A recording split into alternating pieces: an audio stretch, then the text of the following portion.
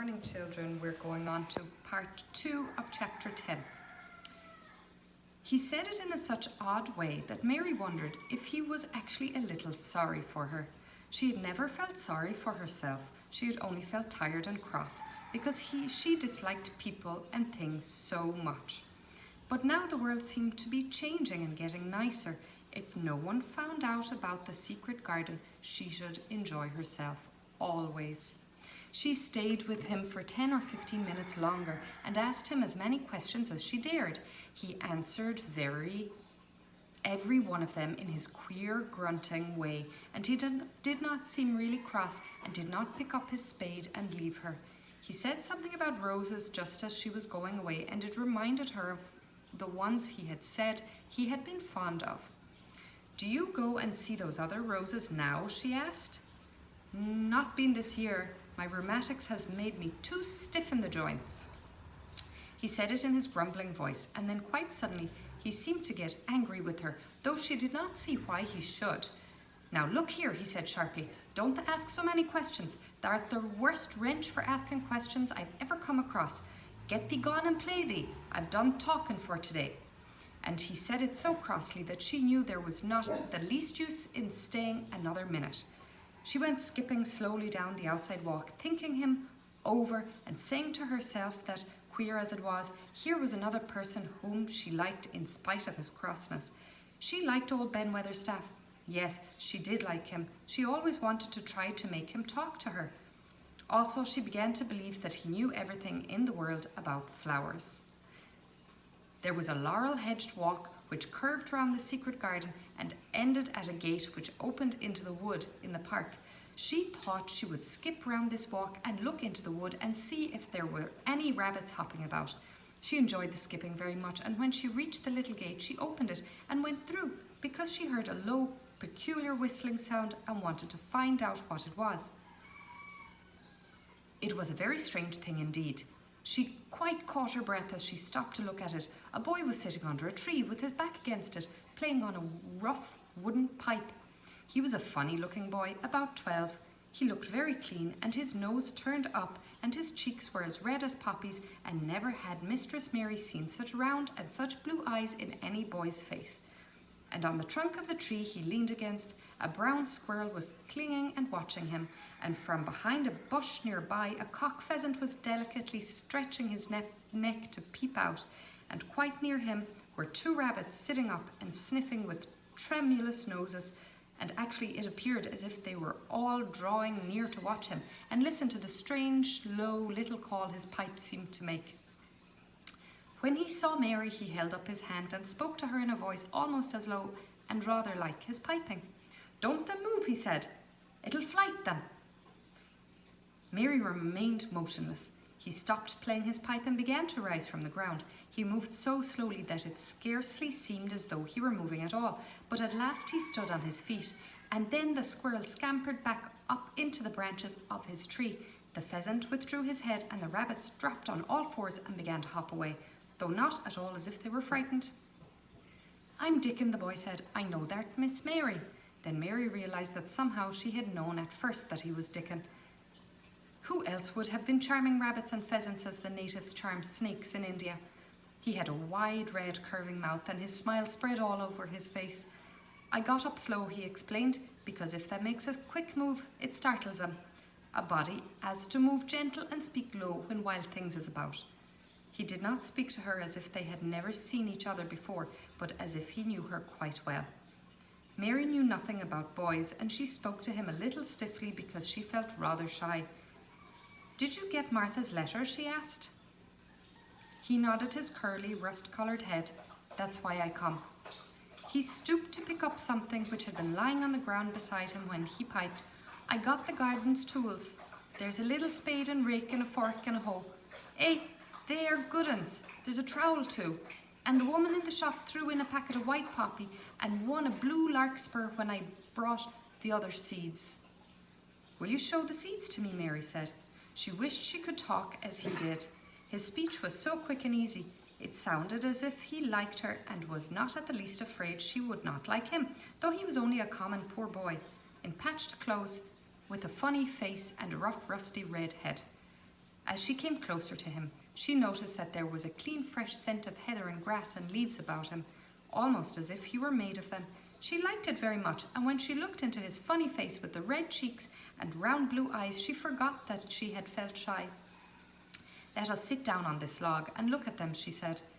They sat down, and he took a clumsy little brown paper package out of his coat pocket. He untied the string, and inside there were ever so many neater and smaller packages with a picture of a flower on each one. "There's a lot of mignonette and poppies," he said. "Mignonette's the sweetest smelling thing as grows, and it'll grow wherever you cast it, same as poppies will. Them as'll come up and bloom if you just whistle to 'em, them's the nicest of all." He stopped and turned his head quickly, his poppy-cheeked face lighting up. "Where's that robin as is calling us?" he said. The chirp came from a thick holly bush, bright with scarlet berries, and Mary thought she knew whose it was. "Is it really calling us?" she asked. "Aye," said Dickon, as if it was the most natural thing in the world. "He's calling someone he's friends with. That's same as saying, 'Here I am, look at me, I want a bit of a chat.' Then he is in the bush." "Whose is he?" "He's Ben Weatherstaff's, but I think he knows me a little," answered Mary. "Aye, he knows thee," said Dickon in his low voice again, "and he likes thee. He's took thee on. He'll tell me all about thee in a minute." He moved quite close to the bush with the slow movement Mary had noticed before, and then he made a sound almost like the robin's own twitter. The robin listened a few seconds intently and then answered quite as if he were replying to a question. "Aye, he's a friend of yours," chuckled Dickon. "Do you think he is?" cried Mary eagerly. She did so want to know. "Do you think he really likes me?" "He wouldn't come near thee if he didn't," answered Dickon. "Birds is rare choosers, and a robin can flout a body worse than a man. See, he's making up to thee now. Cannot thee see a chap, he's saying?" And it really seemed as if it must be true. He so sidled and twittered and tilted as he hopped on his bush. "Do you understand everything birds say?" asked Mary. Dickon's grin spread until he seemed all wide, red, curving mouth, and he rubbed his rough head. "I think I do, and they think I do," he said. "I've lived on the moor with them so long. I've watched 'em break shell and come out and fledge and learn to fly and begin to sing, till I think I'm one of them. Sometimes I think perhaps I'm a bird, or a fox, or a rabbit, or a squirrel, or even a beetle, and I don't know it." He laughed and came back to the log and began to talk about the flower seeds again. He told her what they looked like when they were flowers. He told her how to plant them, and watch them, and feed them, and water them. "See here," he said suddenly, turning round to look at her. "I'll plant them for thee myself. Where's the garden?"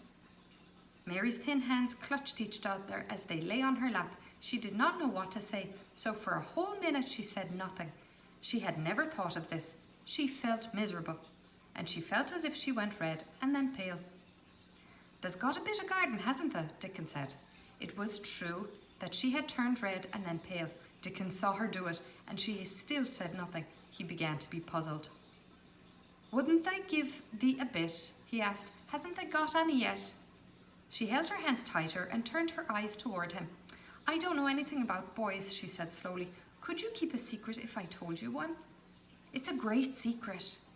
I don't know what I should do if anyone found it out. I believe I should die." She said the last sentence quite fiercely. Dickon looked more puzzled than ever and even rubbed his hand over his rough head again, but he answered quite good-humouredly. "I'm keeping secrets all the time," he said. "If I couldn't keep secrets from the other lads, secrets about foxes, cubs and birds and nests and wild things' holes, there'd be naught safe on the moor. I can keep secrets."